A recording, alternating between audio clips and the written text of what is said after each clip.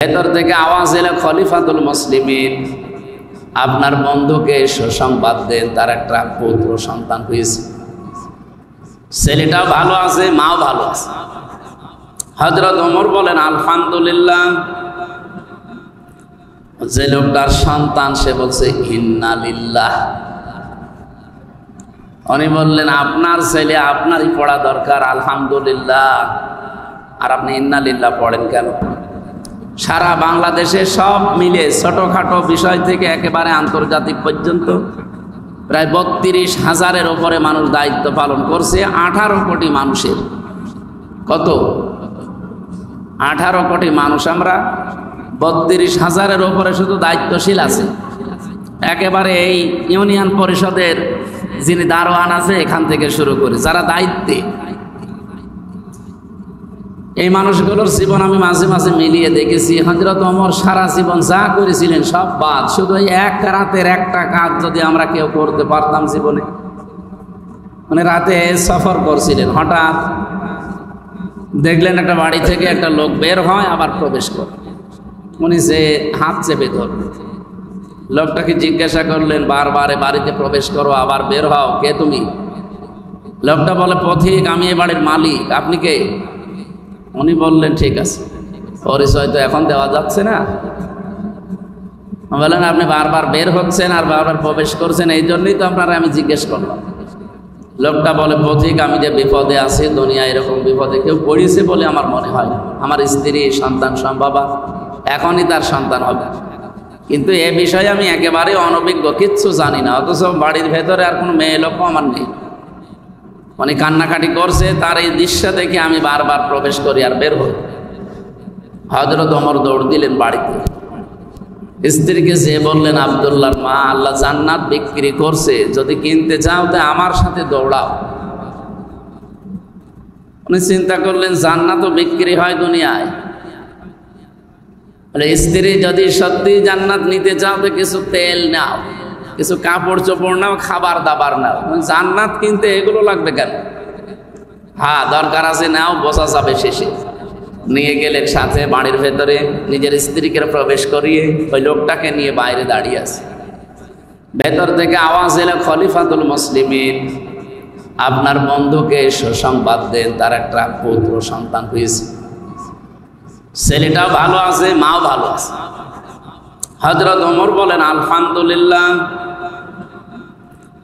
যে লোকটার সন্তান সে বলছে ইন্না লিল্লাহ। উনি বললেন আপনার ছেলে আপনারই পড়া দরকার আলহামদুলিল্লাহ, আর আপনি ইন্না লিল্লাহ পড়েন কেন? লোকটা হাত চেপে ধরে বলে খলিফা, আমি টের পাইনি যে আপনি আসলেই খলিফা। রাতের বেলা তো বুঝতে পারি না, দয়া করে আমারে মাফ করে দেন। হযরত ওমর ওই দিন বলেছিলেন আপনি যে বিপদে আছেন, এ বিপদে তো আপনার দেখা দেখি আমি এসেছি, আপনার এই বিপদে দেখার আগে আমি এসে খোঁজ নিতে পারি নাই, এই জন্য আমারে আসামি করবেন না। লোকটা বাড়ি থেকে বের হয়ে কিছু টাকা বা দেরহাম হযরত ওমরের হাতে দিয়ে বললেন রাতের বেলা আপনি যে মেয়ে লোকটা নিয়ে এসেছিলেন, এই নার্সকে, এই সেবিকাকে বা এই ধাত্রীকে আপনি দিয়ে দেবেন। হযরত ওমর বললেন টাকা দেওয়া লাগবে। রাতের বেলা আপনার স্ত্রীর খেদমত করার জন্য যে মেয়ে লোকটা নিয়ে এসেছি ওটা পেশাদার নার্স না, ওটা সেবিকা না,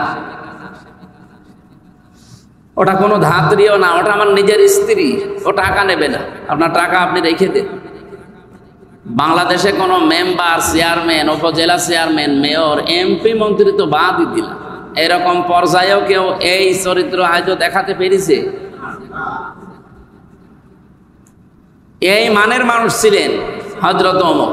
তিনি ভালো কাজ বলতে এইটা বুঝতেন যে নিজের স্ত্রী প্রেসিডেন্ট, তিনি নিজের স্ত্রীকে দিয়ে একটা গরিব মানুষের স্ত্রীর ধাত্রীর কাজ পর্যন্ত করিয়েছেন, সেবিকা, নার্সে। এই ভালো কাজের কারণে আল্লাহ তার মর্যাদা এত বাড়িয়েছেন, আকাশের তারকা হয়তো আপনি গণনা করে একদিন শেষ করে ফেলবেন, কিন্তু ওনার এই সমস্ত কাজের জন্য আল্লাহ যত নেকি দিয়েছেন কিয়ামত পর্যন্ত ওনার নেকি গণে কেউ শেষ করতে পারবে। ভালো কাজ কোনটা আমি হালকা টাচ দিলাম, বোঝা গেছে? শুধুমাত্র নামাজ পড়া, রোজা রাখা, টুপি মাথায় দেওয়া কি ভালো কাজ? ওনাদের দৃষ্টিতে সাহাবা ইকরাম যারা জান্নাতের গ্যারান্টি পেয়েছে তাদের দৃষ্টিতে ভালো কাজ ছিল এইগুলো। আজ বাংলাদেশে সবাই যদি আমরা ভালো কাজকে এইভাবে গ্রহণ করতে পারতাম, এই দেশে কেউ না খেয়ে থাকার মতো, কেউ অভাবে থাকার মতো। আমরা ভালো কাজই বুঝি না। সম্মানিত মুসল্লি ইকরাম, এই মানের মানুষ যদি চিন্তা করে যে আমার নাম আবার মুনাফিকের লিস্টে আছে নাকি, আমাদের কি চিন্তা ভাবনা করার কোনো দরকার নেই। এই জন্য যেহেতু আয়াতের মাঝে হোম শব্দটা আছে, আমরা এখন চিন্তায় আছি। যারা আমরা কোরআন পড়ি বুঝি, সত্যি আমরা এখন চিন্তিত যে আল্লাহ, ওনার মতো মানুষ যদি চিন্তা করতে পারে তা আমি মুনাফিক হয়ে যাবো এক আর দুই। আর মুনাফিক মারা গেলে জাহান্নামের উপরে থাকবে না নিচে থাকবে? একেবারে নিচে। আবু জেহেল কাফের ছিল না মুনাফিক ছিল? বলেন বলেন। ফেরাউন কাফের ছিল না মুনাফিক ছিল? কাফের। আবু জেহেল, ফেরাউন জাহান্নামে যেখানে থাকবে তার চাইতেও নিচে থাকবে মুনাফিকরা। আর এটা তৈরি হয় শুধুমাত্র মুসলমানদের ভেতরে। এখন যদি আপনারা জিজ্ঞাসা করে কেউ যে আমি ইহুদি দেখতে চাই, কোথায় গেলে ইহুদি পাওয়া যায়, কেমন দেখতে ওদের? ইহুদিদের দেখতে কি আমাদের মতোই নাকি? আমাদের মতোই, কিন্তু ওদের দাড়ি গোঁফ সমান সমান। আমি দেখেছি বাইরের রাষ্ট্রগুলোতে ইহুদিদের সাথে দেখা হলে ওরা দাড়ি গোঁফ কাটে খুব কম, আর যেগুলো ক্লিন শেভ ওগুলো আলাদা। একটু ধর্মীয় লাইনে ওদের ভেতরে যারা আছে এগুলো কাটতে চাই, আল্লাহ রাস্তায় সব ছেড়ে দিয়ে দিচ্ছে। এখন আপনাকে ইহুদি দেখাতে হলে ইসরায়েলে পাঠানো লাগবে, ইহুদি খালি পাবেন, শুধু ইহুদি আছে। যদি বলে আমি খ্রিস্টান দেখবো, আপনি আমেরিকায় যাবেন খ্রিস্টান পাবেন। যে বৌদ্ধ দেখবো, জাপানে যান বৌদ্ধ পাবেন শুধু, আর মায়ানমারে যান বৌদ্ধ পাবেন। আমি হিন্দু দেখবো, পাশের রাষ্ট্রে গেলেই হিন্দু দেখা যাবে, দেখা যাবে না? আমি যদি ওই লোকটা বলে যে সবার নিচে থাকবে মুনাফিক, আমি মুনাফিক দেখবো, কোন দেশে পাঠাবে? বাংলাদেশ। কারণ এই দেশে 92% মুসলমান, এখানে মুনাফিকও বেশি। কারণ মুনাফিক ইহুদি, খ্রিস্টান, বৌদ্ধ, হিন্দু, মাজুসি এদের ভেতরে তৈরি হয়নি, হবেও না। নবীজি বলেন এটা শুধুমাত্র তৈরি হবে মুসলমানদের ভেতরে। আর যেহেতু আমরা 92% মুসলমান এই দেশে, সুতরাং এইটা সবচাইতে বেশি বাংলাদেশে।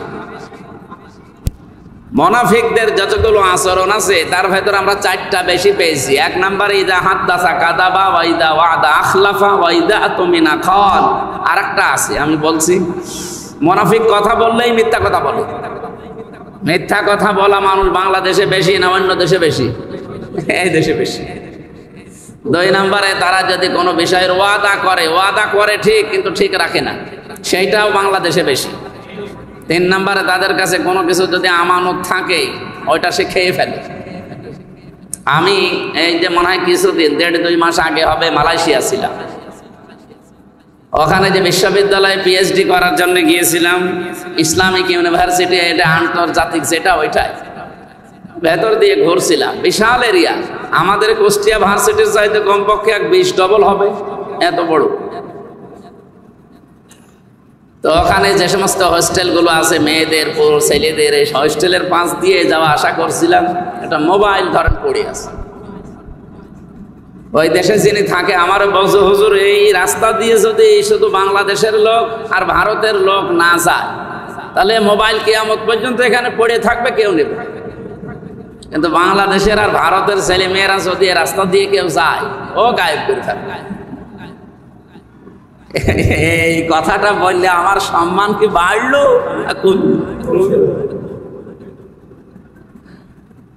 আমার এই কথা দিয়ে আমারই বাস দিল যে এই পৃথিবীতে 257টা দেশ আছে, আর 120টা দেশের ছেলে মেয়েরা এখানে পড়ে।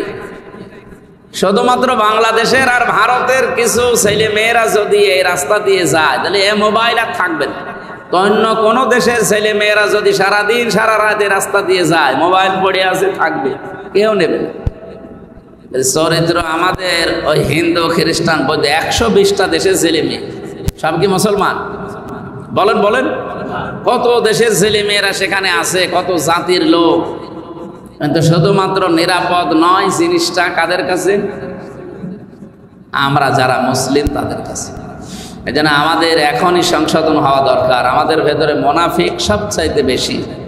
আল্লাহ তুমি আমাদের হেফাজত করো। এদের জন্য ক্ষমা চাইলেও যা, না চাইলেও তা। এমনকি নবী আপনি যদি এই মুনাফিকের জন্য, শুধু মুনাফিকের জন্য যদি বলতেন হয়ে যেত না, মুনাফিকদের জন্য ৭০ মাররাতান ফালাই ইয়াগফিরাল্লাহু লাহুম। এই হোম মানে আমরা সবাই। আপনি যদি এই মুনাফিকদের জন্য ৭০ বারও ক্ষমা চান, আল্লাহ মাফ করবে না। এই লোকটার জন্য যখন আয়াতটা নাজিল হয়, আব্দুল্লাহ বিন উবাই, নবীজি ওর জানাজা পর্যন্ত দাঁড়িয়েছিলেন। জানাজার নামাজ পড়ানোর জন্য তিনি দাঁড়িয়েছেন কাতার সোজা করে। ২২ জন সাহাবী সবাই দাঁড়িয়েছে, শুধু একজন বসেছিল, হযরত ওমর। বলছে না, আমি জানাজা পড়ব না। ২২ জন দাঁড়িয়েছে সাহাবায়ে কেরাম, নবীজি নিজে ইমাম। সঙ্গে সঙ্গে জিবরাইল আলাইহিস সালাম মনে করলেন নবীজি তো নামাজ আরম্ভ করে দেবে। আর এই যে জানাজার নামাজ মানে কি? দোয়া করা। বলেন বলেন। জানাজার নামাজ মানে আমি লোকটার জন্য দোয়া করছি, সাক্ষী দিচ্ছি যে বিসমিল্লাহি ওয়া আলা মিল্লাতি রাসূলিল্লাহ, এ আল্লাহর নামে রসুলের দলে ছিল, আমি এ দিয়ে গেলাম। তো এই কথা তো নবীজি এখন বলবে, মিথ্যা কথা বলবে কি করে? সঙ্গে সঙ্গে এই যে ৭০ মাররাতান পর্যন্ত ছিল। এর পরের অংশটুকু এই সময় নাজিল হয়, ফালাই ইয়াগফিরাল্লাহু লাহুম। ইয়াগফির এটা মজারে, বর্তমান ভবিষ্যৎ, প্রেজেন্ট ফিউচার। এর আগে লান এসেছে, এর আগে ফা এসেছে। আরবি গ্রামার অনুযায়ী যদি মোজারের আগে বর্তমান ভবিষ্যৎ বাচক কোন শব্দের আগে লান আসে, বাংলা অর্থ দাঁড়ায় কোশ্চিন কালেও হবে না। হ্যাঁ নবী, আপনি এর জন্য ৭০ বার দোয়া করার কথা আল্লাহ বললেন যে ৭০ বার করলেও কবুল হবে না। নবীজি মনে মনে ভাবছিলেন, আল্লাহ যেহেতু ৭০ বার পর্যন্ত দিয়েছে, আমি ৭১ বার করব, তাহলে তো মাফ হবে। ৭০ বারের কথা বলেছেন, আমি আর একবার বেশি করলে ৭১ বার। আপনি তার ৭১ বারের কথা বলেননি। উনি ৭১ বার করার জন্য প্রস্তুতি নিচ্ছিলেন। সেই সময় বললেন ফালাই ইয়াগফিরাল্লাহু লাহুম। এই ৭১ না, এ কিয়ামত পর্যন্ত এই লোকটার জন্য যদি আপনি নবী হয়েও দোয়া করেন, আপনার দোয়া কবুল হবে না। একে আল্লাহ মাফও করবেন। শুধু একে মাফ করবেন এতটুকু তো বলেন নাই। শেষে যেহেতু হোম আছে, এর মতো চরিত্র যাদের, ও কিন্তু রসুলের পেছনে নামাজ পড়েছে, রোজা রেখেছে, ইফতারি করেছে, কাবা ঘর তাওয়াফ করেছে রসুলের সাথে। ওর মাথার চুল থেকে পা পর্যন্ত সব রসুলের মতো ছিল। শুধু একটা জায়গায় বিশ্বনবীকেও মানত না, রাজনৈতিক জীবনে ওর নেতা ছিল আবু জেহেল। বাংলাদেশে আপনি এই হাদিসটা, এই আয়াতটা এখন মিলিয়ে দেখেন তো, জান্নাত কিসের জান্নাত? আপনি জাহান্নাম পাবেন কিনা তাও তো সন্দেহ। এটা সন্দেহ করার দরকার নেই, আপনি জাহান্নামেই যাবেন। ওর জন্য যদি ৭১ বার দোয়া করেও কাজ না হয়, তাও নবী নিজে। আর আপনি হামজারে দিয়ে 5টা গরু মেরে খাওয়িয়ে দিলেন আর দোয়া করে দিলেন বিসমিল্লাহি ওয়া আলা মিল্লাতি রাসূলিল্লাহ। আমি অত মিথ্যা কথা বলছি, আর যারা খাচ্ছে ওই খাওয়াটাই হচ্ছে, তাছাড়া বাকি কিছুই হচ্ছে। কারণ ওই চরিত্র থাকলে নবীজির ৭১ বারের দোয়া কবুল হয়নি, আমার ৭১ না ১০০০ বারের দোয়া কবুল হবে। এই জন্য আমাদের সাবধান হওয়া দরকার। রাজনৈতিক জীবন এটা খেলাধুলা না। আপনি যার দ্বারা আদর্শ মানতে পারেন না। বিশ্ব নবীর বাইরে কাউকে আদর্শ মানা জায়েজ নেই। ইয়াকদুমু কওমাহু ইয়াউমাল কিয়ামাতি ফাআওরাদাহুমুন নার ওয়া বিসাল বিরদুল মাওরুদ। সূরা হুদের ৯৮ নম্বর আয়াত, ১২ নম্বর পারা, ১২ নম্বর পৃষ্ঠার ১ম নম্বর লাইনে আছে। ফি জিলালিল কোরআনে পাবেন তাফসীর। যেই দলের নেতা জাহান্নামে যাবে, ওই দলের যত কর্মী আছে তার সাথে জাহান্নামে যাওয়া লাগবে। এটা যদি কেউ রাজনীতি মনে করে খালি নামাজ পড়ে রোজা রেখে জান্নাতে যাবেন, যার আদর্শ মানেন সে যদি জাহান্নামে যায়, এখানে যদিও ফেরাউন সম্পর্কে আল্লাহ কাহিনী দিয়েছে। কোন সূরা বললাম? আপনারা এখনই যদি খেয়ে ফেলেন তো সাতামই বলি করবো। সূরা হুদ একটা নবীর নাম, সূরা হুদ ১২ নম্বর পারা, ১২ নম্বর পৃষ্ঠা, ১ম নম্বর লাইনের ৯৮ নম্বর আয়াত। ইবনে কাসির ফি জিলালিল কোরআন, আমি যত তাফসীর দেখেছি সব মুফাসসির এইভাবেই লিখেছে। বাড়ি যেয়ে মিলিয়ে দেখেন। যেই দলের নেতা জাহান্নামে যাবে, ওই দলের যত কর্মী আছে তার সাথে জাহান্নামে যাওয়া লাগবে। এখন বাংলাদেশের সাথে আয়াতটা মিলিয়ে আপনি নিজেই বলেন, আপনি যার পেছনে ঘোরেন ওকে কি আল্লাহ জান্নাত দেবে বলে আপনার মনে হয়? বলছেন না, তো এখনই ধরা খাবে। কারণ আমি এমন মানুষের পেছনে ঘুরি যার দিনের চরিত্র একরকম আর রাতের চরিত্র আর এক রকম। যে লোকটা বুঝে শুনে অন্যায় করে, মিথ্যা মামলা দেওয়ায় পটু, এরকম নেতা নেই? গ্রাম্য সালিশে বিচার করে কিছু টাকা পেলে অন্যায় রায় দিয়ে দেয়, এরকম মোড়ল মাতুব্বার আছে না? একটু হাত তোলেন তো এখানে থাকলে।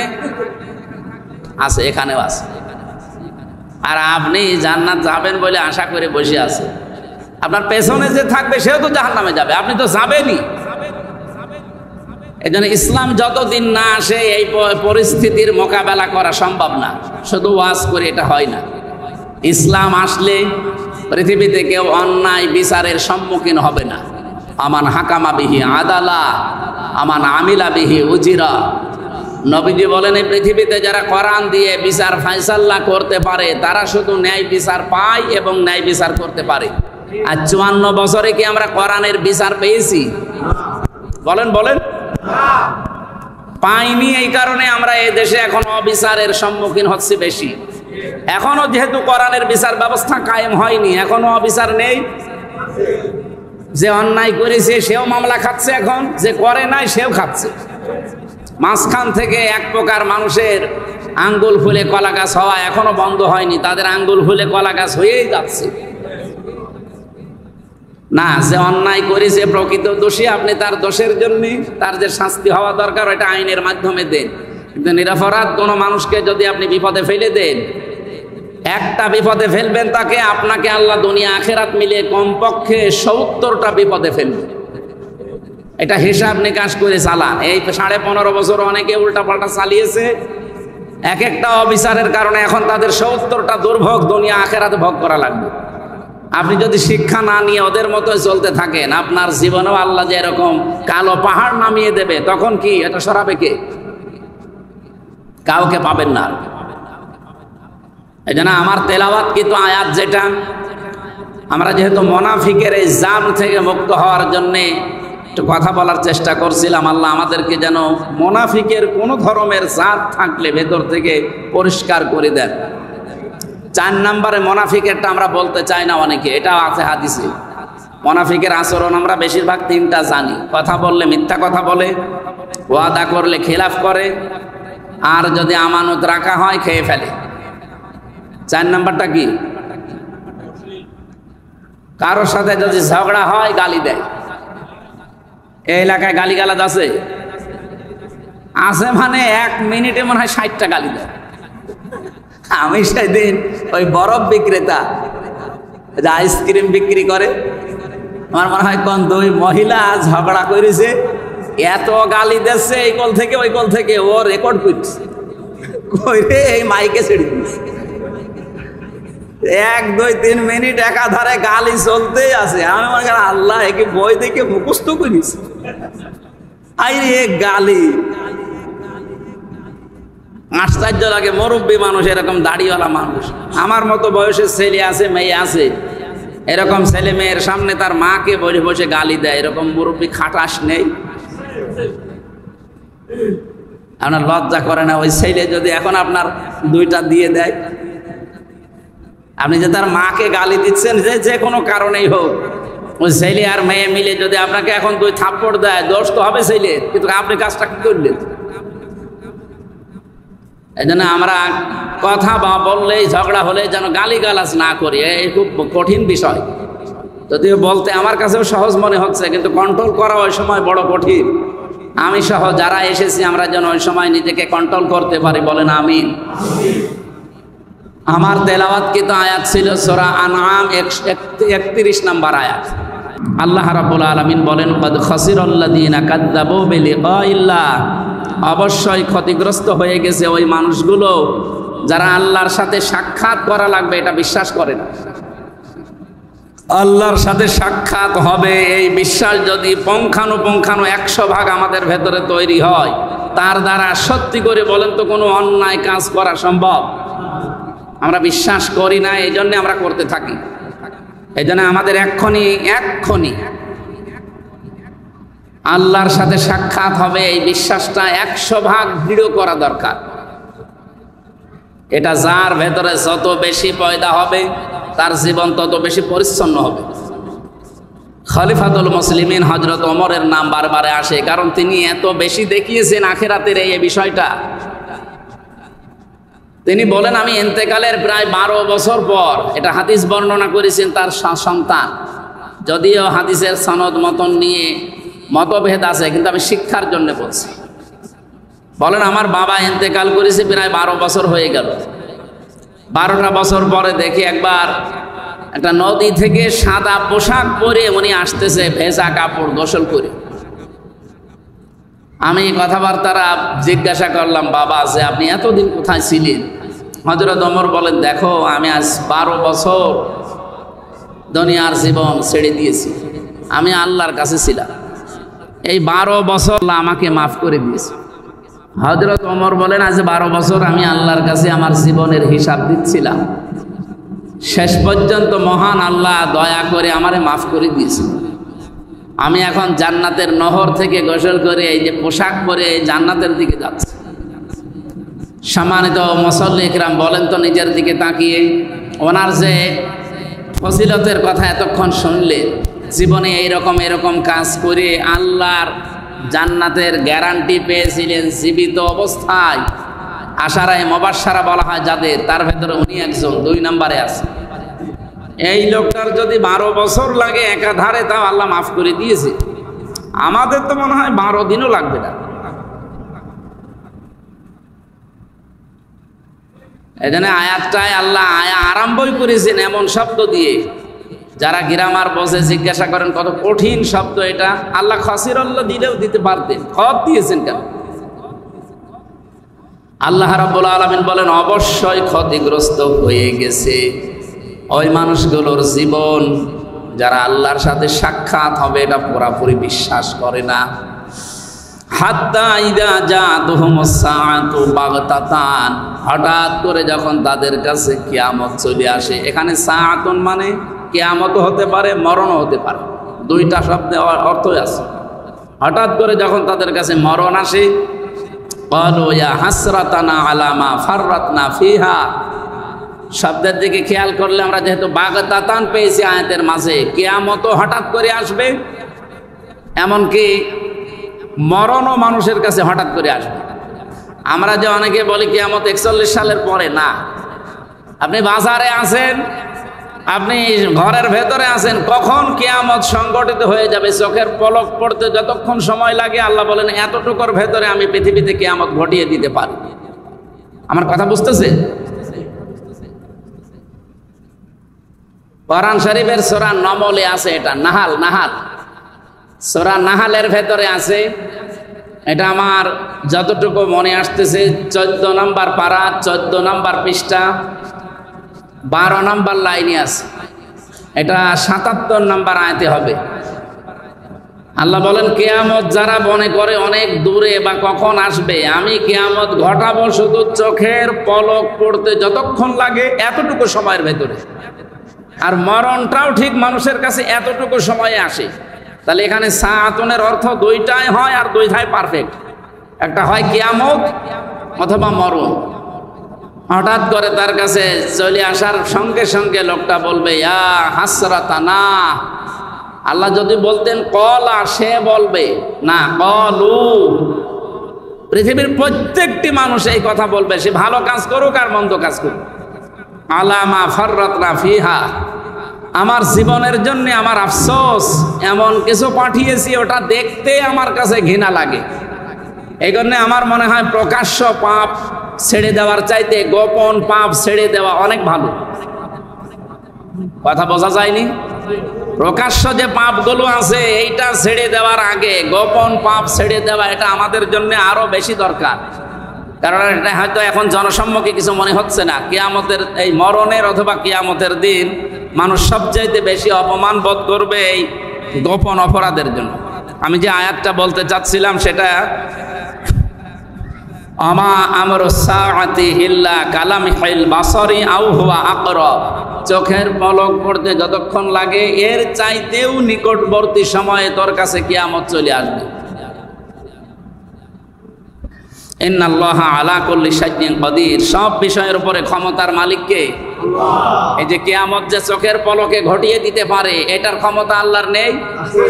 হঠাৎ যেহেতু আপনার কাছে মরণ চলে আসতে পারে, তো হঠাৎ করে কিয়ামতও আসতে পারে।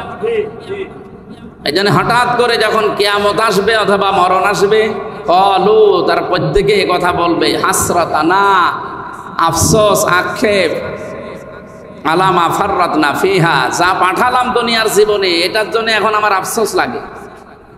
আহুম ইয়াহমিলুনা আওজারহুম আলা যুহুরিহিম, এই মানুষগুলো মরণের পর থেকেই তাদের পাপের বোঝাগুলো পিঠের উপরে বহন করতেই থাকবে, করতে থাকবে না, করতেই। শব্দের দিকে খেয়াল করে দেখেছেন? ইয়াহমিলুনা, এটা হামালা, ইয়াহমিলু মানে বহন করা। ঝাড় না দিয়ে আল্লাহ আওজার দিয়েছেন। ঝাড় মানে বোঝা, আওজার মানে বোঝা সমূহ। এই জন্যে এখান থেকে আমার ভয় হয়, আমার এই 33 বছর বয়সে আমি এখন মারা গেলাম, আমি মনে করেন 33 মন গোনা করেছিলাম এই 33 বছরে। মরণের পরে যদি 33 মন গোনা আমার মাথার উপরে চাপিয়ে দিত আল্লাহ, আমার বিচার শেষ। কিন্তু ইয়াহমিলুনা দিয়ে আবার আওজার দিয়েছেন, এই জায়গায় ঝামেলা আছে। ঝামেলা হচ্ছে, তাফসিরে মুফাসসিরিন ইকরাম লিখেছেন, ঝামেলা এই জায়গায় এটা, হয়তো আমি মরে গেলাম এই 33 বছর বয়সে 33 মন গোনা নিয়ে, কিন্তু আমি এমন এমন কাজ দুনিয়ায় রেখে গেলাম যে গোনা এখনো মরে যায়নি, ও জিন্দা আছে। আমি এমন একটা দল তৈরি করলাম, আমি মরে গেছি কিন্তু দল মরে নাই। আমি যেরকম উগ্র ছিলাম ওই দলও ওরকম উগ্র, এরকম দল নেই। আমি এমন একটা বই লিখেছি, আমি মরে গেছি কিন্তু বই তো মরে যায়নি। ওই বই পড়ে যত মানুষ খারাপ হবে, ওই বই পড়ে যত সিনেমা তৈরি হবে, নভেল নাটক বানাবে, যত মানুষের চরিত্র খারাপ হবে, সব গোনা আমার আমল নামায় যেতেই থাকবে একটা একটা করে। আমার গোনা ছিল মরণের সময় মাত্র 33 মন, কিয়ামতে আসতে আসতে 33,000 মন হয়ে যাবে। এরকম জীবন বাংলাদেশে কারো আছে কিনা বলেন তো? আমাদের প্রায় লোকেরই এরকম জীবন। আমরা এই জন্য সাবধান, এমন কোনো কাজ না করে যাই। খালি জনে যে সাত গায়ে জারিয়া, সাত গায়ে জারিয়া, আরে ভাই গোনায়ে জারিয়াও আছে। গোনায়ে জারিয়া যে আছে আমরা অনেকে জানি না। এই জন্য যে যেখানে আছেন এই মুহূর্ত থেকে শুধু সাত গায়ে জারিয়া করে গেলেই হচ্ছে না, গোনায়ে জারিয়া যেন বন্ধ হয় সেই ব্যবস্থা করা লাগবে। কিয়ামতের ময়দানে ফেরেশতারা তখন বলবে, আলা সামা ইয়াজিরুন, কত নিকৃষ্ট বোঝায় হামজা বহন করে নিয়ে যাচ্ছে। বলেন নাউজুবিল্লাহ। এখন সম্মান দিয়ে 50টা মোটরসাইকেল নিয়ে আপনারা নিয়ে আসলেন, কিয়ামতের দিন ওইভাবে যদি ফেরেশতারা অপমান করে, এই 50টা কেন 50,000 মোটরসাইকেল দিয়ে কি হবে আমার? আমি এই পর্যন্ত তেলাওয়াত করেছিলাম, এরপরে যে কথাগুলো ছিল, আমাল হায়াতুদ দুনিয়া ইল্লা লাইবু ওয়া লাহবু ওয়া লাদ-দারুল আখিরাতু লিল্লাযিনা ইয়াত্তাকুন খায়রুল লিল্লাযিনা ইয়াত্তাকুন আফালা ইয়াত্তাকুন। আমরা আফালা তাকিলুন, আমরা মনে হয় আর সামনে যেতে পারছি না, এখন 22 বাজে, নামাজে এখনই শুরু করা লাগবে, আরো কাজ আছে। তো যতক্ষণ পড়েছিলাম হালকা কিছু ব্যাখ্যা বলেছি। আল্লাহ এই আয়াতের মূল শিক্ষা আমরা সাত গায়ে জারিয়া শুধু মনে করে আনন্দে আছি, গোনায়ে জারিয়া যে আছে আমরা যেহেতু জানি না, গোনায়ে জারিয়াও আছে, ওইগুলো যেন আমরা বন্ধ করতে পারি। যতটুকু অপরাধ করে যাচ্ছি দুনিয়ার ময়দানে যেন মিটিয়ে একেবারে ফ্রেশ হয়ে আল্লাহর কাছে যেতে পারি, ওই রকম বুঝ আল্লাহ আমাদের সবাইকে দান করে। এ ওয়াজ শুনে সবার বুঝ আসবে তা না, আবু জাহেলের যেমন আসে নাই আপনারও আসবে না যদি ওই রকম মন হয়। আর আবু বকরের মতো মন নেন, আপনার বুঝ একদিনে তৈরি হয়ে যাবে। আল্লাহ আমাদেরকে আবু জাহেল না বানিয়ে যেন আবু বকরের মতো মন দান করেন। বারাকাল্লাহু লানা ওয়া লাকুম ফিল কোরআনিল আযীম।